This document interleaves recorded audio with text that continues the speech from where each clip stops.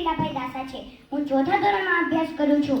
આજે હું હાથી દાદાની હોશિયારી વાર્તા કરીશ. એક મોટું જંગલ હતું. જંગલમાં વરદાદાની શીતળ છાયડામાં હાથીભાઈની પાઠશાળા. પાઠશાળામાં તો શાણી સસલીબેન, ચકોરી શિયાળ, ચટપટી ખિસકોલી બહેન અને મજાકીયો વાંદરો તો ખરા જ. હાથીભાઈ દરરોજ બાળકોને નવા નવા પાઠ ભણાવે, પણ પેલી ચકોરીને નવા નવા નાસ્તામાં જ રસ.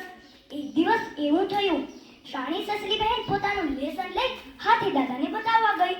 ત્યારે પેલી ચકોરીએ જોયું તો તેના નાસ્તામાં તો મીઠા મીઠા ગાજર હતા.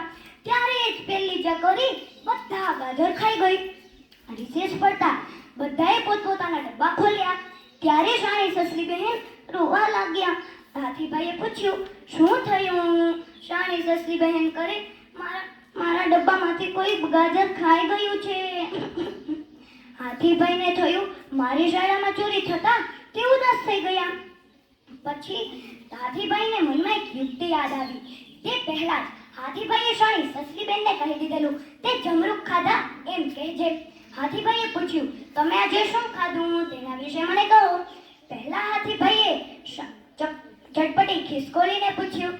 ખિસકોલી બહેન કહે, મેં તો જાંબુડા ખાધા. પછી હાથીભાઈએ મજાકિયા વાંદરાને પૂછ્યું. મજાકિયો વાંદરો કહે, મેં તો પેડા ખાધા. પછી હાથીભાઈએ શાણી સસલી બહેનને પૂછ્યું. શાણી સસલી બહેન કહે, મેં તો જમરૂખ ખાધા. ત્યારે પેલી ચકોરી બોલી, ના, તે ખોટું બોલે છે. તે તો નાસ્તામાં મીઠા ગાજર લાવી હતી. ત્યારે પેલી ચકોરીની ચોરી પકડાઈ ગઈ. પછી હાથી દાદાએ ચકોરી શિયાળને ચોરી ન કરવાની વિનંતી કરી.